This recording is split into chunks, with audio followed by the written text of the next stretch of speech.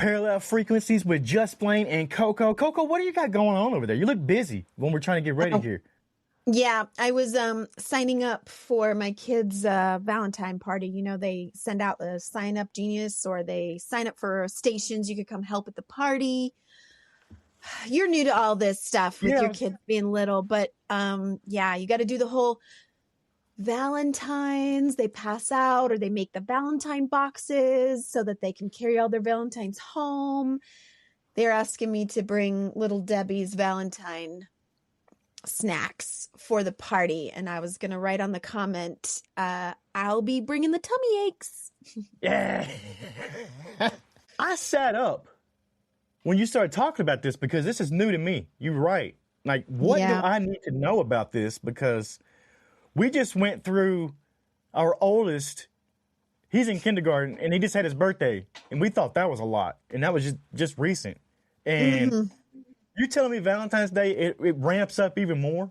You know, some teachers do more. Some it's just not a huge deal. I had a little party for my kids when I was a teacher. And, but you know, the whole class list thing, I never sent that home. I just told parents, just write you on every Valentine and then your child's name. Because you know what we're not going to do, especially in kindergarten? We're not going to have 25 5-year-olds walking around trying to read their friends' names and figure out where their Valentines go. I'm like, nah, right? Bro, we're not doing any of that. And they don't even know their names anyway. I took my kids to Ninja Kids over the weekend, and it's a trampoline park, and I'll tell you stories about that in another time. But my kindergartner saw one of his friends from school, from his class. He goes to class every day. And they're playing, and he comes over to me. I'm like, you know him? And he's like, yeah. I'm like, well, what's his name? Well, I don't know. I just go to school with him. Like, that does not surprise me. No, but they were playing like best friends, and he said they were. They get along. I'm like, well, what is his name? He's like, I don't know. But I thought that was great. It's like, who cares? Who cares what his name is? We get along. We play. I'm not going to bother with names when this is just my friend I play with. I mean, as long as we play the same things and we want to play the same things, it doesn't matter. Yeah, yeah, and that was cool. I was like, all right. I didn't even get upset. I mean, first I was kind of like, how do you not know your classmates' names? But, you know, there's no need to, I guess, you know, unless he becomes best friends forever, and then he could still just call him bro. Dude. Yeah. 5 years later, they're all in 6th grade now, and he's like, bro, you, whatever your name is. To you. See, your thing does work. That's perfect. But I gotta get ready for that. Then they just chuck them in those boxes and take them home, and it's fine, and they don't care anyways, and it's great. Don't waste. I didn't even think about how close we are to Valentine's Day, but we got to start preparing some Valentine's Day material here. We got to start getting ready to watch My Bloody Valentine. You know, all the good romantic stuff. That's what we're gonna watch. And and if I'm gonna be watching those horror movie romantic movies, then we're going to have to throw some good old-fashioned rom-coms in there too, because our audience might be a little bit more cultured, a little bit more diverse than just the horror genre, right? What kind of rom-com you thinking about? What do you want to talk about? What do you want to do for Valentine's Day? I think we should pull out a classic and watch She's All That. I'm in. Is that a Valentine's Day movie? Does it matter? It's a love movie, right? It's just a good old nostalgic 90s rom-com movie, right? I think it's worth a second look this many years later. I think we'll do that then. We'll have a whole slate of movies and shows that are Valentine's Day related. Not necessarily all My Bloody Valentine. We're going to do some other stuff. Because we do have people out there who like everything. Our freaks like everything, you know? And if they don't, they usually are open-minded enough to listen about it. And we appreciate that. We love that from the freaks. You know what today is? Trailer Park Thursday. And this thing's taking off too, Coco. This kind of started off as a joke, but now we got people on LinkedIn, we got people all over the place hitting me up saying, hey, I love this podcast discovery. I found my newest show. I found Florence Given from you guys, you know, and people love that one. That's a heater. I know. You still listening? My You still favorite. listen to It's her? my favorite. Yeah. That's where I got my word of the year, audacity. It's my word of the year. And that's not a bad one. It's a great word, and that's a great person to copy paste. And that's what a lot of this is. It's copy paste what you see other people doing. Because there's nothing wrong with it. We like that, you know? And today, though, is when we're going to put some other people out there and try to get some PR, some noticeability, you know, some whatever else in there that we want to get for these people who are being vulnerable, putting podcasts out. And we play the trailers and we react to them.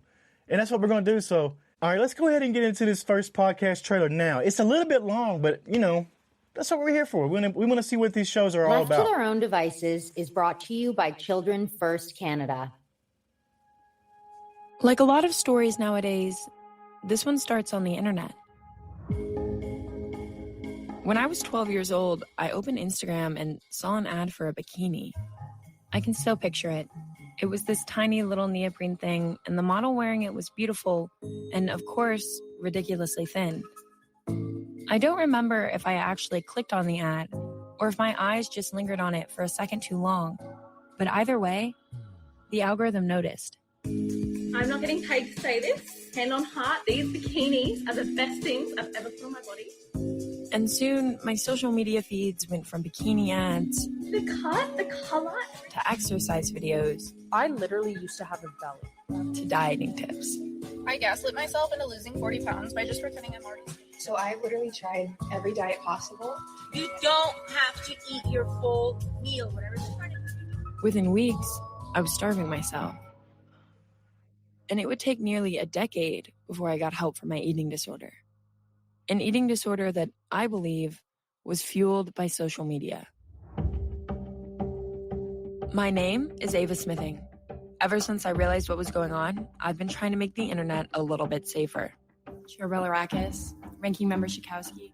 I've testified in front of Congress. My name is Ava Smithing, and I was one of the teenage girls on Instagram with an eating disorder. Lobbied on Capitol Hill and met hundreds of young people with stories like mine. Rates of depression, anxiety, and suicide among young people have risen dramatically in the last decade. You've probably heard some of this before, What is all of this screen time doing to our brains? but I'm guessing you've never heard it like this. My whole life, I was always doing anything I could to get outside of myself. But the sort of evolution of technology threw gasoline on that fire. I spent the past year talking to young people all over the continent. And what I found is a generation that has been transformed by technology. This has caused maybe one of the best things in my life to happen. But also I have friends who it has taken so much from them.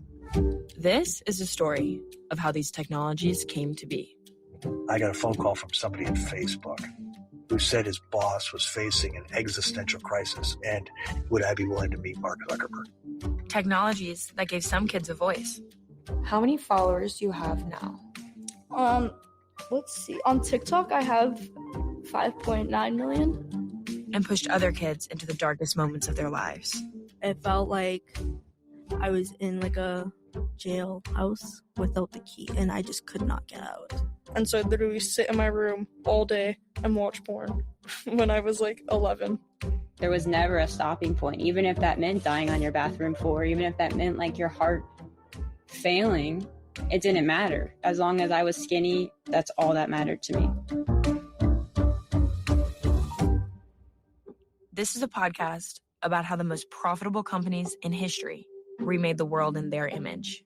These products are designed to be engaging. That's what we want them to do. Are we going to say, stop making your devices so user-friendly? No, we want them to be easy to use.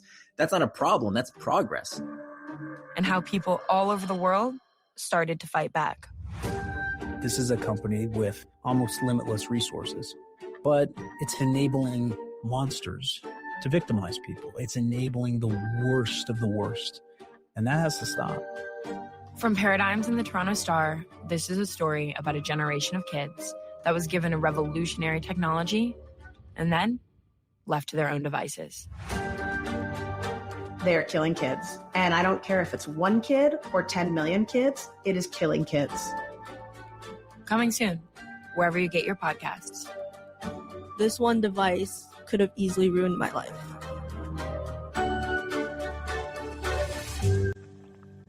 Okay, now we're talking, Coco. This one right here hits home.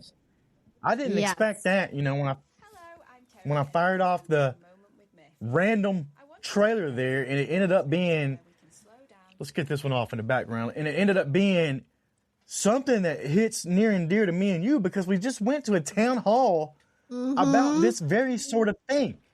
With Promise to Live at Silicon Slopes here in Salt Lake City, we visited and we took part in something that really talks about this. And it's happening out there, and it's scary, and it's dangerous. It's crazy, though, because there are so many good things that can happen because we are all so connected. And they say it in there. It's like, how could something so great happen to me, but yet there's awful things happening? I've said it before. I met my wife on Tinder. And all the technology that has to happen for that to make happen, but yet there's evil stuff going on the same app that we were in, you know? So, man, what a heater that one right there is. What are you thinking? And it's not so much black and white, but I read something just recently that was talking about how millennials are the generation that want to go back to landlines, and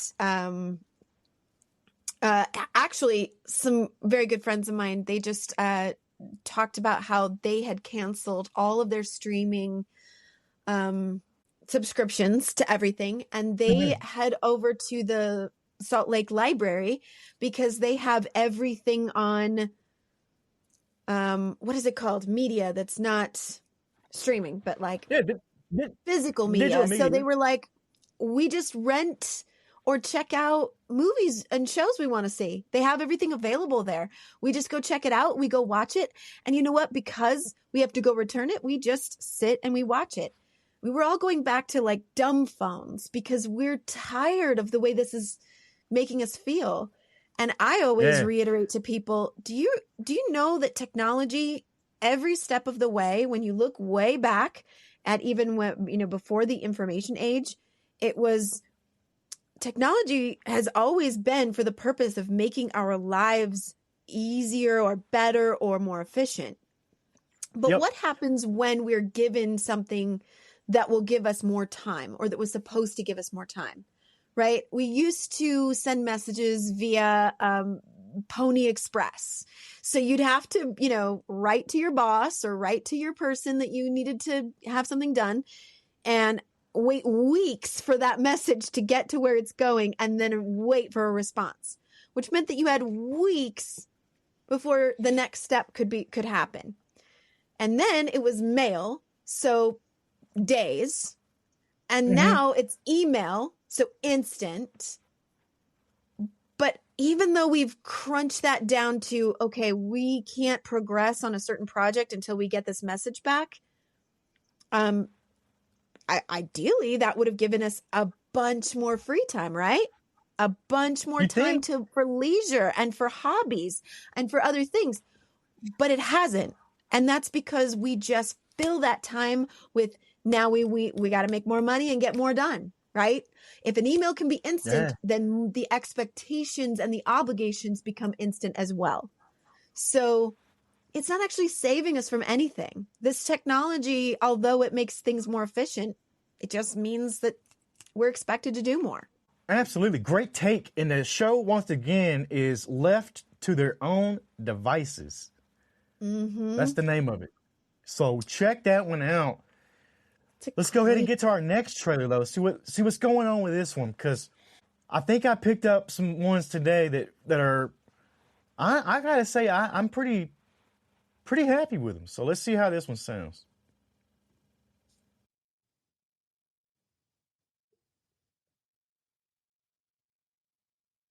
Erlon, we've got some news to share. Yes, we do. In 1 week, right here, we are launching a whole new 6-part series. Can you share the details? Yes. Over the last year and a half, we've been getting on planes every couple of months to go spend time with incarcerated kids and staff at a juvenile detention center. in New York. All right, it's open. Oh, we're heading in. We have to go through these 2 doors. Where there's a very cool project taking place called Drama Club. 3, 2, 1, action. What do you mean? You're supposed to come in the car? Like, this is the best day of my life, so you take me out. They're getting incarcerated teenagers to do something that may not be in their toolkit. Drama's not like the coolest thing in the world, you know? To be part of Drama Club, you got to know the 5 rules. Rule number 1, yes and. Which means accept the offer that's given to you and add something to it. With improv, you could do anything. And there's like, nobody could laugh at you. There's no right or wrong answer. Like, I could be a cowgirl if I want to. Like, you know, nobody's going to look at me weird. Rule number 2, the 3 W's. You got to know who you are, where you are, and what's going on in the scene. I'm a product of my environment. I was raised around nothing but violence, so that's really all I know. I can't say that my plan is just to keep robbing, but it's like, that's all I know. Rule number 3, no violence. Have you ever been scared in here? I'm scared every day. But what do you think that does to you? It makes you sharpens your mind. It makes you ready to go. Rule number 4, what's the conflict? The conflict was... We was waiting for her. You were waiting. No, you weren't. You was waiting. You was waiting out. You was waiting for That's the point. And rule number 5, make your partner look good. No matter what the situation is, always make your partner look good. Always have each other's backs, support one another, and never doubt one another. You don't make them feel foolish. Like, people make mistakes. You know, these kids remind me of myself when I was their age. It feels like deja vu, like a cycle that keeps repeating. The Loop, a new series from Ear Hustle. You could come to jail because it's easy, right? But to get out, it's hard. It's real hard to get out. The first episode drops October 8th. Okay. I like that one right there. Now, from what I gather, they go in to the New York City criminal justice system and they're trying to teach theatrical improv skills to these kids. Is that what I'm taking from this? That's what's happening? I think it's a fantastic idea, which is essentially saying that getting kids who have not developed the skills socially or of life skills to be able to not get themselves into a incarcerated situation, giving them the artistic and emotional intelligence to be able to get them out of those cycles. Yeah. This is a fantastic idea. I have said it before. I will say it again. Art will save the world. If we could just get it in there, get it into those kids, get it into the schools, get it into those programs. And improv is actually a fantastic program to do this with, because those skills that you learn in improv, I used to be an improv teacher too, just FYI. But those skills that he just said, those rules, that's not just improv rules. Like, those are life rules. That will create better CEOs of companies. That will create better partnerships with people, communication between people, and improve emotional intelligence. Overall, I am all for that. I think this is an incredible idea, because you're just taking a transfer of energy that the kids have, and you're putting it somewhere else in a positive way. The one kid saying all he knows is violence. All he knows is, hard. That can be translated into creative energy. Yeah. I can tell you for myself, I have kept myself out of trouble by being creative. And I don't mean that like, I'm, thinking of sneaky ways to get away with stuff. No. I just mean literally, I've kept myself off the streets. I've kept myself out of jail. It's easy to go to jail. That was crazy to hear.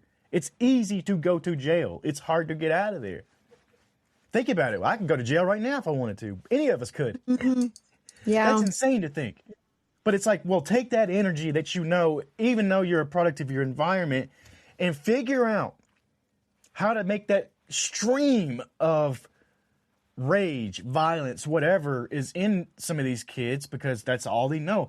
How to take that and focus it into a stream of positivity, into building something creative, into coming up with the next big idea, into curing a disease, curing any disease out there, something, you know, one of these kids got it in them. Mm-hmm. You know, these inner city kids, they're not stuck there. They got ways to get out. Not as easy as a lot of other people, but there are ways, and you want to see that. You want them to get out because that's not a life for anybody. Nobody deserves that. So I love this. I think that's incredible. What's the name of this one again? The Loop? Loop. Mm-hmm. On Ear Hustle, a proud member of Radiotopia. I like that name, Radiotopia. All right, let's get to our last trailer of the day. And I think this one will be a good one too. Just by looking at the name of it alone, let's go ahead and get it on. All right, here we go. In a world that is on fire, what do we do with art? Like, what's the point? Music. Is it just there to entertain us, distract us from the chaos? Or can a song actually change the world? I'm Jad Abumrad, creator of Radiolab, Dolly Parton's America. In this series, the secret of life is to have no fear. We're going to look at the life and the music of Fela Kuti. Fela Anikulapo Kuti. Fela Anikulapo Kuti. I'm going to argue that Fela is one of the fiercest musical warriors that ever was. And I'm not the only one who thinks this. But Fela has to be the epicenter. Questlove. The passion, the pain. Jay-Z. The strength, the need to get the message out there. Beyonce famously quoted Fela on one of her albums. He invited me out to this club just outside Lagos. Then there is Paul McCartney, Sir Paul, the Beatle. Tells the story of seeing Fela play. And it was very intense. But when this music broke, I ended up just weeping. It was like one of the most amazing musical moments of my life. In this series, we'll tell you about Fela's life. We'll depose a king, ignite two youth movements 50 years apart. We'll dive into hidden archives to find out, what does rebellion look like, sound like, when the weapon is not guns? Fela said music is the weapon. Music is the weapon. But music. Weapon of the future. Join us for Fela Kuti, Fear No Man. Listen on Audible and wherever you get your podcasts. Oh, I like that one right there. I like that one right there. I'm a big fan of Fela Kuti. And I know that sounds weird coming from me, but I will tell you that I actually produced a couple of specials for Apple Music on Fela Kuti. And I went into listening and, you know, checking out the music and listening to what the message was and hearing songs like Water No Get Enemy and Zombie, Lady, Expensive Shit. That's a good song, you know? Fela Kuti was a legend. And I think this is a historical podcast, and I love the way that they frame it.